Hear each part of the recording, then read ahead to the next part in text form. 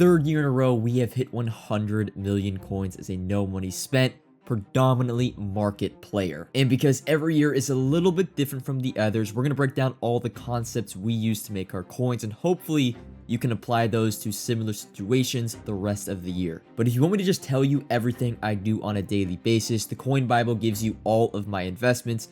Everything I do to make coins, link to that as always is in the description. And before we get into things, understand that me getting this amount in coins is derived from me promoting my Coin Bible product as well as growing my YouTube and Twitch.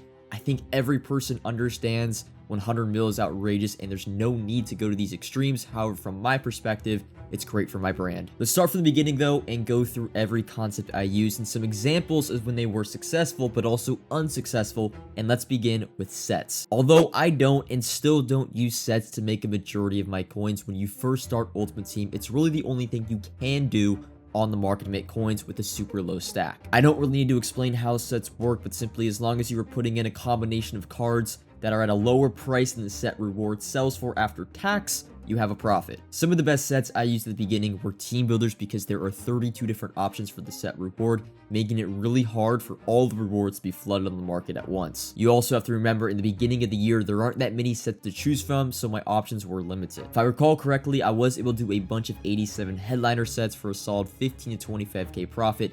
Night 1 as a bunch of 84s were flooded from packs. Nowadays, I use sets to liquidate pack junk, and the ones that take any of a certain overall are great for clearing out your binders, such as 91 all Madden sets, 90 overall most Sphere sets, and 88 overall Campus Hero sets. Sets combined with simply grinding head-to-head seasons was the only real coin income I had for the first 2 weeks, albeit head-to-head seasons are very rewarding at the start of the year. I forgot to mention this in the beginning, but I have a few rules that I abide to or that I follow, especially in the beginning of the year. The first being is that I don't begin investing until I have at least 5 million coins to work with. If you have less than a few million, in my opinion, you are better off just doing sets with your time rather than investing and having to wait days or even weeks just to make a few 100k. When in reality, you could be making that same profit in hours by grinding sets. So when your stack is low, sets will help you get started and eventually investing will come into play. The other big rule I follow more strictly in the beginning of the year when I don't have as many coins is not having a team worth more than at least half of your account value. This way I'll always have coins liquid to work with so I don't fall back into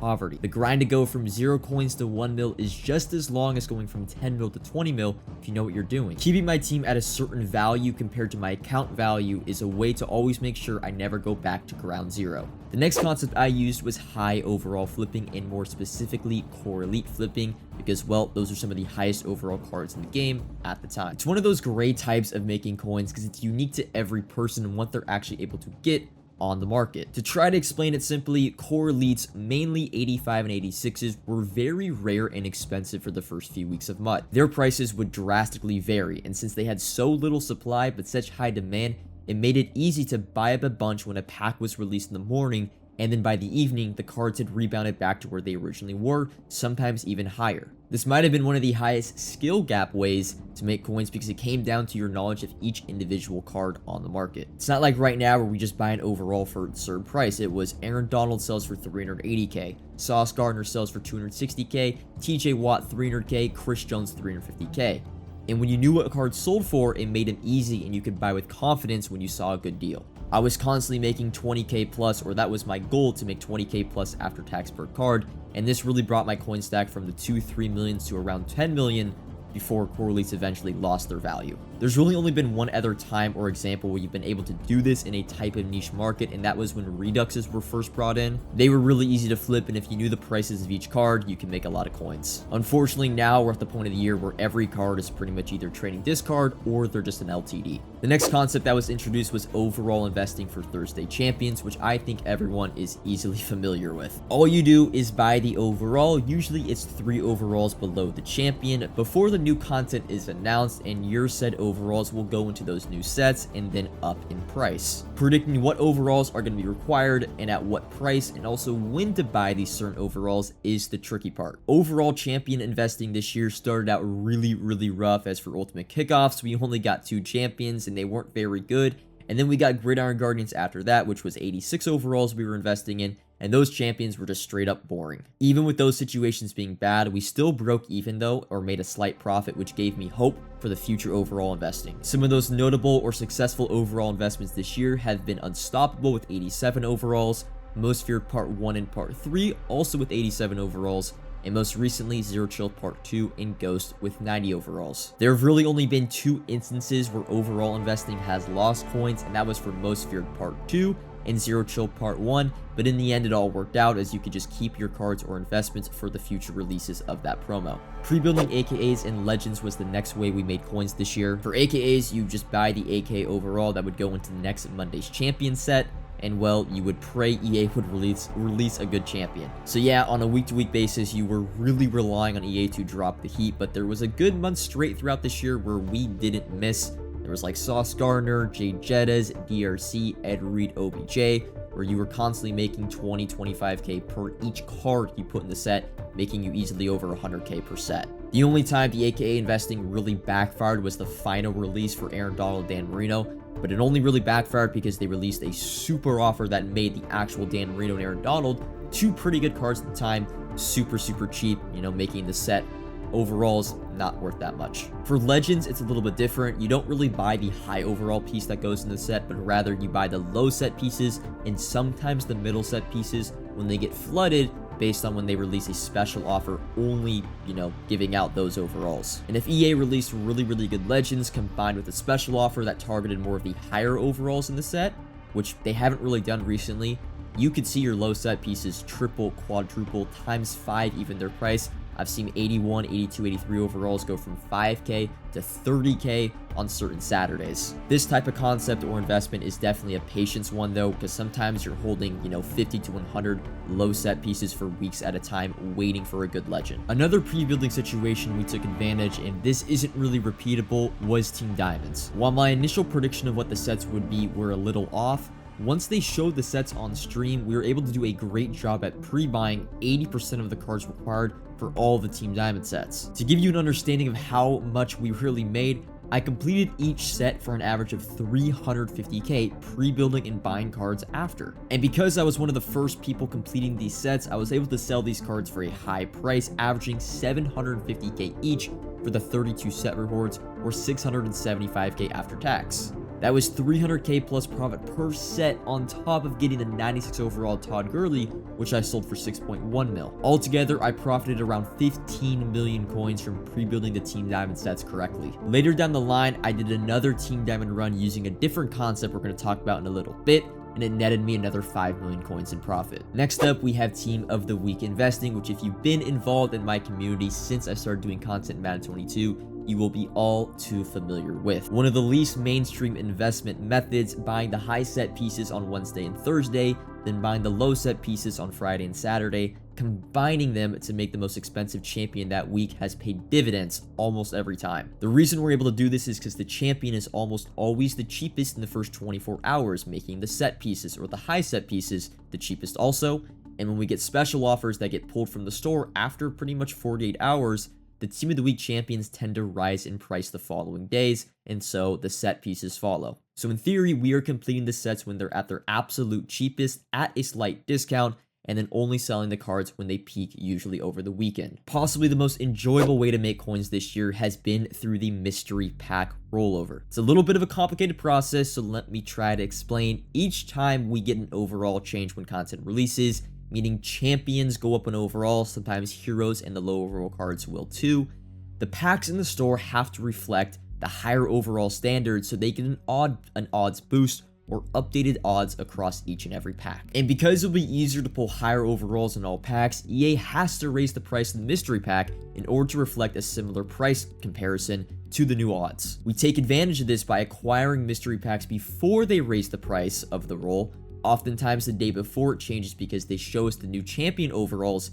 a day before, basically giving us early intel on when there will be an odds boost. You will then keep the mystery packs or the packs you get from the mystery pack in your unopened packs, and when the odds boost happens, aka the mystery pack goes up in price, your packs will automatically update. So you're paying the old price for mystery packs, but with the new updated pack odds. And although the work to follow opening these packs is a lot, it truly is a grind.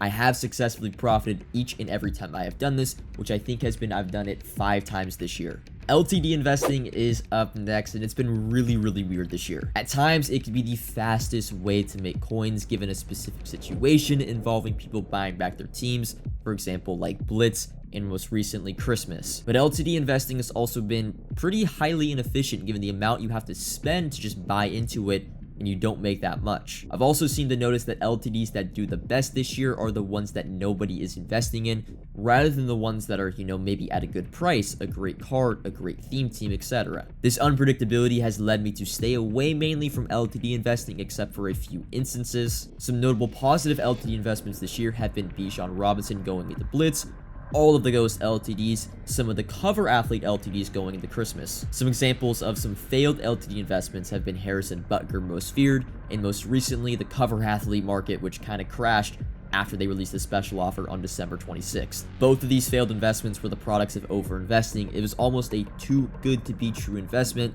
hence why everyone bought, and lessons were learned. In the latest wave we've been able to make coins isn't an exact concept, but more taking advantage of special offers. EA has become addicted to releasing these super offers every so often, most recently every Sunday when the Cover Athlete promo has been released. And from the special offers, you're able to buy up these once expensive, super rare, high meta cards at almost a fire sale-esque price. And it's as easy as timing to buy these cards at their low point, and once the offer goes away from the store, you watch their price rebound to basically where it was back originally. Back to Cover Athletes though, because they have been some of the best examples of this, as for the past 4 to 5 Sundays, I've actually targeted the non-LTD versions of these cards at, 300k, 250k, 400k, and every single time they have gone up a minimum of 100,000 coins. It also does help that the Cover Athletes don't have any sets, so their supply, you can almost act as if the 93 overalls are LTDs once their supply was cut off from the Cover Athlete offer. And when you're able to pick up, let's say 50 of these cards with my coin stack every single Sunday, and you're making 100k plus after tax each card, you can see where the profit starts to add up. And I guess that rounds out the system and all the concepts that I use, which really utilizes your assets to snowball your account value. Flipping cards and doing sets is great, but if you do a set to make 10k profit, you're making 10k whether you have 1 million coins or 10 million coins. Making sets is a flatline profit that has no real chance to grow even if your assets and account value grows. Similarly with flipping, although it's not the same as you technically can buy more cards the more coins you get, however you're handicapped by the 20 auction house limit that EA somehow or for some reason still has in the game. Sets, flipping, sniping just does not come close to the power of investing and investing with your stack. Are there times though where an investment will break even or even lose 5 to 10%? Yes, not often, but it definitely happens. But if you're consistently making the correct moves, buying at the right prices, selling at the right time, your stack will grow exponentially faster than any other way of making coins. And why is that? Because the more coins you have, the more coins you can make. You put in 5 million coins to an investment, you make 500k. Let's say next time around a week later, you put 8 mil, you're making 800k. And yes, the buy and sell times take longer and longer each time you invest more, but that's all part of it when you're taking advantage of your growing stack. So it might sound disgusting, but when I'm able to put in 100 or 150 million coins into a proper investment and it's making 10 to 15%, it's gonna make me 15 million coins profit after tax minimum, almost like it's pocket change. And another thing, oftentimes you'll notice that I do go broke going into certain investments and certain concepts. It's basically become my signature move at this point. And it's all just to take advantage of the stack because that is where investing is at its highest power. That's going to do it all for the Madden 24 version of how we made 100 million coins.